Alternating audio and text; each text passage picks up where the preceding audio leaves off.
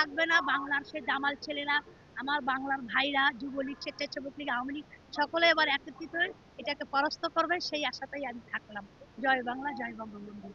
রাজাকারদের নেতৃত্বে কিছুটা হইতেছে, তারা এইটাকে বিকৃত করার চেষ্টা করতেছে, কারণ ভাষা আন্দোলনের মাধ্যমেই বাংলাদেশের জন্মের উৎপত্তি, এবং অবশ্যই এই ভাষার কারণে হয়েছিল, তারা এটা অস্বীকার করে। কারণ তারা এখনো ধারণ করে ভিতরে উর্দুকে প্রাধান্য দেয়, পাকিস্তানকে প্রাধান্য দেয়, যার জন্য এগুলো করে নেই। এটাই কারণ অমর 21শে ফেব্রুয়ারি সারা জীবন হয়ে আসছে, এটা হয়ে আসবে। এখন মবের মাধ্যমে এখনো মবের একটা রেস আছে, এই রেসটা কাটাতে পারে নাই, যার জন্য এরকম হচ্ছে। কিন্তু এটা বেশি দিন নাই, আবার সেই অমর 21শে ফেব্রুয়ারি আমরা সামনে বছর পালন করতে পারবো।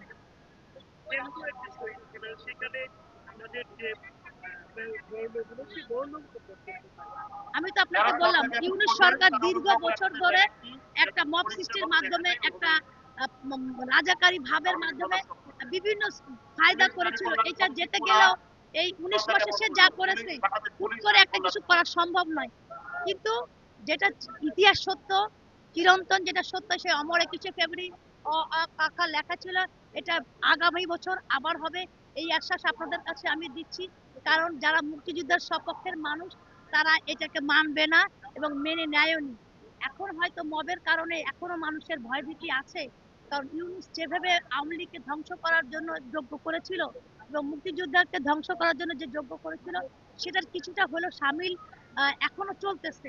তবে তা থাকবে না বাংলার সে জামাল ছেলেরা, আমার বাংলার ভাইরা, যুবলীগ, স্বেচ্ছাসেবক লীগ, আওয়ামী লীগ সকলে এবার একত্রিত হয়ে এটাকে পরাস্ত করবে, সেই আশাতেই আমি থাকলাম। জয় বাংলা, জয় বঙ্গবন্ধু। ঠিক আছে।